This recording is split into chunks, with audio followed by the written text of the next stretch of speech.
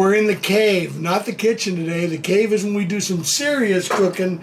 And today it's going to be really fun because we're going to be cooking on my good friend Jamie Gear's Jambo pits.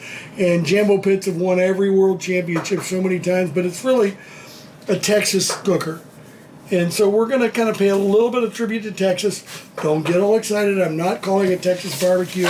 It's Texas influence today. So, nice Tyson ribs, baby. Here we go. So pull the membrane off. Get them ready to go.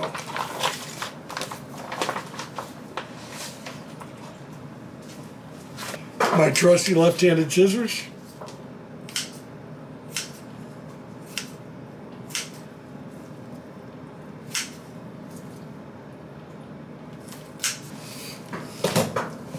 Beautiful.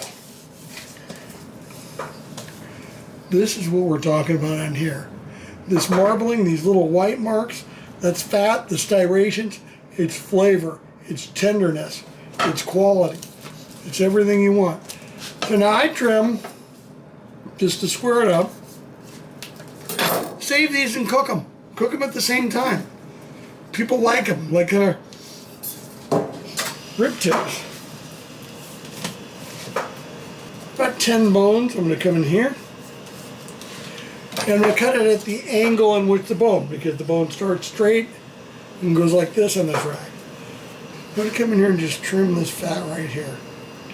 Be careful that you don't cut through the bone. Okay, that's the last rib. That won't matter that much.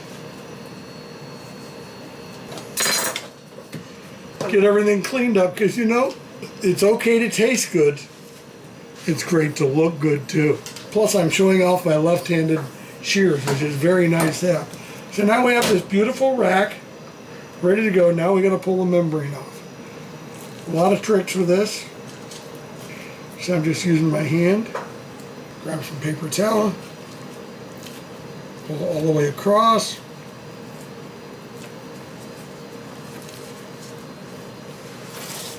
There we go. One down.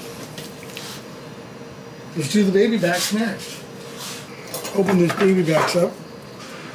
Take the membrane off of them, and then I'm going to season them.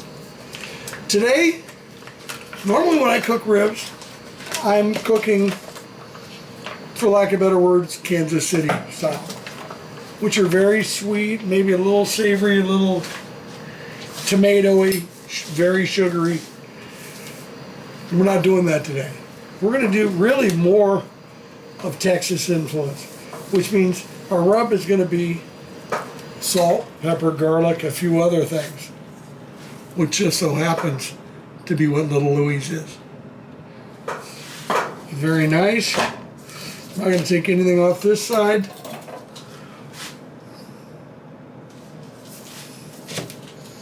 But about here is where I lose the even. Like I said, still cook this. Still cook this. People will love wolfing on it. Wolfing. If you do your job, they're wolfing. These are beautiful Tyson ribs. I use either Tyson or Chairman's Reserve.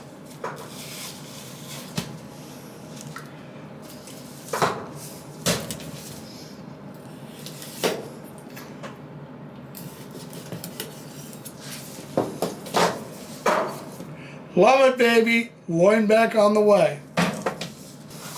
Okay. Let's get the Little Louie's a-rocking on it.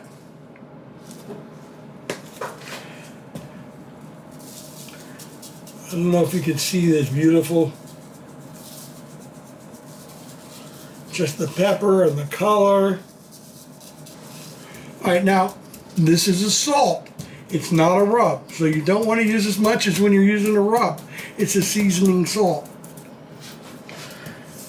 Now, let that sweat a little bit, and then flip it over.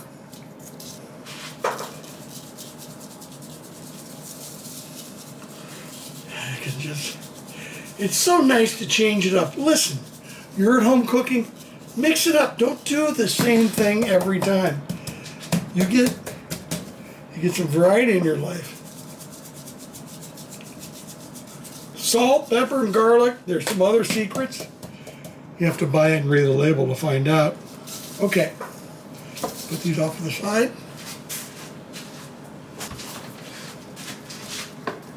I should have saved these for competition. Wait a minute, what grown man goes, woohoo? It's somebody who just got some great ribs.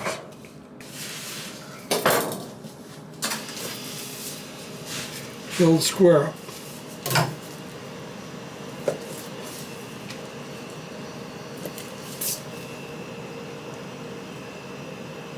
Did somebody say Little Louie's? I did. People wonder about Little Louie's. Little Louie, I wanted to get in the rub business.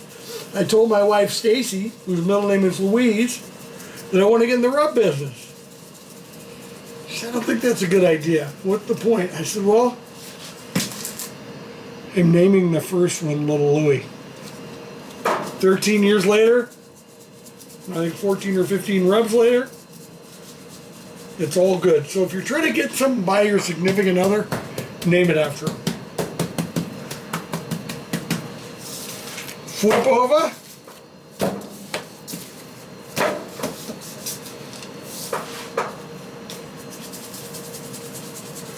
Now we're going to let these set at room temperature for about 20 minutes. We want the ribs to be kind of shiny. Now, there's a lot of old recipes and a lot of things you see when people are cooking ribs where you see them using mustard as a glue. If you notice, I don't have a glue on this. What I'm doing is giving the rub time and the salt to pull the moisture out and interact with the moisture in the meat and make it shine or glow. I have no problem keeping the rub on it from there, and I just don't use binders. I don't think you need to if you do it right. So let's put these over here, and I'll see you out by the Jambo. Here we go, cooking on the Jambo. So with the Jambo, you control the temperature on the exhaust, which is different. But if you see that smoke, you can barely see it, right? That's a perfect smoke. You want a clean fire. Clean fire means great meat.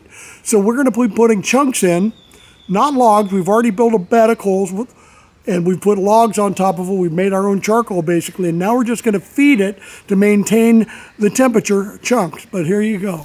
Okay, let's put the ribs on.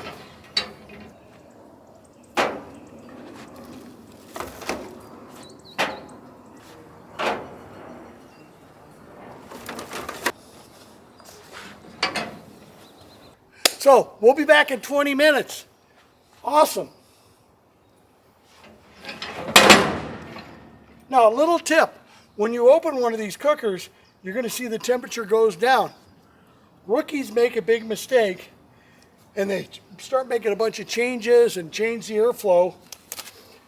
But what happens is you've introduced air, and it's going to catch up. You just watch. In about 3 minutes, it'll be back to 275, which is our desired temperature for a Jambo. Every cooker has its sweet spot. Jambo loves 275, maybe sometimes 300. So like I said, we'll be back in about 20 minutes, half hour. We're going to do a little spritz with apple juice.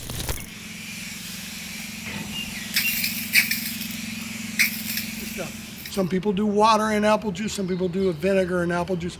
I'm just doing apple juice. I don't mind a little sweetness because none of the rub has that. So that's what I'm doing today. Be back in a half hour. Oh, these ribs need some spritzing.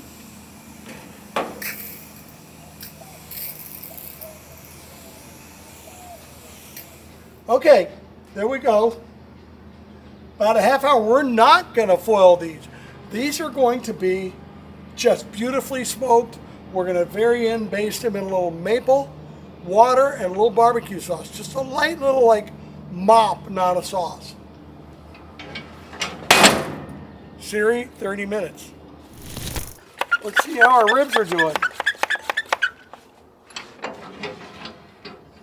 Oh, the baby backs are looking pretty good. I'm not done yet, but they're getting close.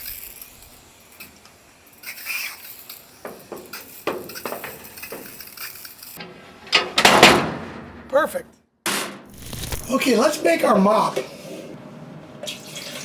10 ounces maple syrup, 6 ounces. Kind of crazy, huh? Head Country apple habanero, go about 3 ounces. Now let me taste it, see if I like it.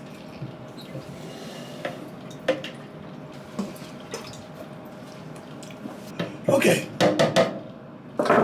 we're gonna go out there, even though we're probably 45 minutes from now, we're gonna start mopping instead of spritzing with this maple barbecue sauce water.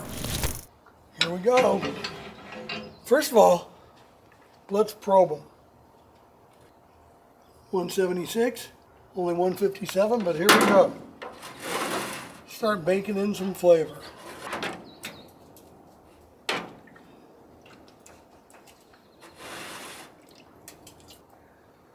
Oh, they look good. Another half hour, I'll do it again.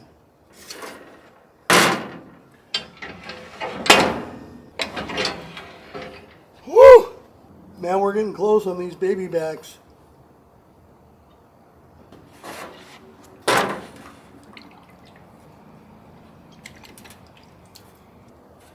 Now what we're going to do,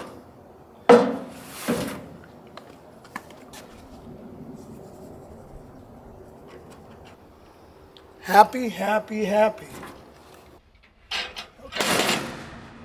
You know the drill, another half hour, and I'll see you kids. They're done. We're going to go in and have some fun with the baby backs for sure, so I'll see you inside. Well, boy, howdy. So, I told you I wasn't going to sauce. I lied. Just a nice little blues hog. Little Head Country apple habanero.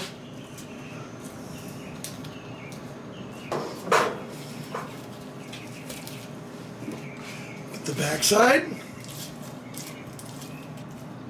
Now, if I was in competition, I'd freak out that those broke. But competition, they don't want fall off the bone, they don't want breaking like that. But good eating ribs, heck yes.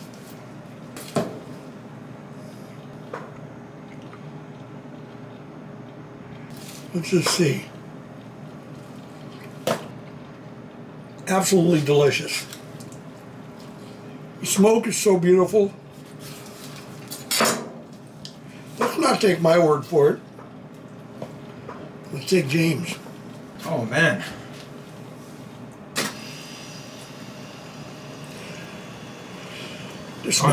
Smoky, but not overpowering. Get me another one. Okay. James never has two. Here you go, Flame.